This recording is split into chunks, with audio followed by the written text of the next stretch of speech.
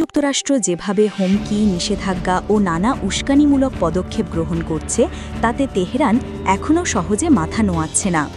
যদিও ওয়াশিংটন বারবার ইরানের বিরুদ্ধে কঠোর অবস্থান নিয়েছে, কিন্তু সম্প্রতি দেখা যাচ্ছে আমেরিকা বন্ধুত্বের বার্তা দিয়েও ইরানকে প্রলুব্ধ করার চেষ্টা চালাচ্ছে। সাম্প্রতিক সময়ে মার্কিন প্রেসিডেন্ট ডোনাল্ড ট্রাম্পের সফর এবং তার বক্তব্য নতুন একটি কূটনৈতিক সংকেত দিচ্ছে। তিনি শুধু যুদ্ধবিরতির কথা বলেননি, বরং ইরানের সঙ্গে সম্পর্ক উন্নয়নের ইঙ্গিত দিয়েছেন বন্ধুত্বের হাত বাড়িয়ে। তবে বিষয়টি এত সহজ নয়, কারণ দুই দেশের মধ্যে গভীর অবিশ্বাস এখনও টিকে রয়েছে। ট্রাম্পের বক্তব্য অনুযায়ী বৈরিতা ভুলে শান্তি ও সহযোগিতার মাধ্যমে নতুন ইতিহাস রচিত হতে পারে।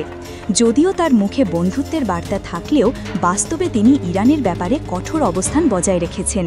তার প্রশাসনের নীতি অনুযায়ী ইরানের পারমাণবিক কর্মসূচি নিয়ে যে দাবিগুলো রয়েছে তা পূরণ না হওয়া পর্যন্ত কোনো বড় চুক্তি সম্ভব নয়।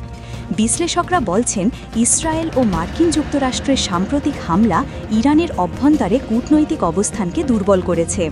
এছাড়া কুইন্সি ইনস্টিটিউটের এক কর্মকর্তা রিতা পার্সি উল্লেখ করেন, ট্রাম্পের এই বন্ধুত্বের হাত বাড়ানো কার্যত কূটনৈতিক নাটকের অংশ, যা ইরানকে আত্মসমর্পণের জন্য প্রলুব্ধ করছে।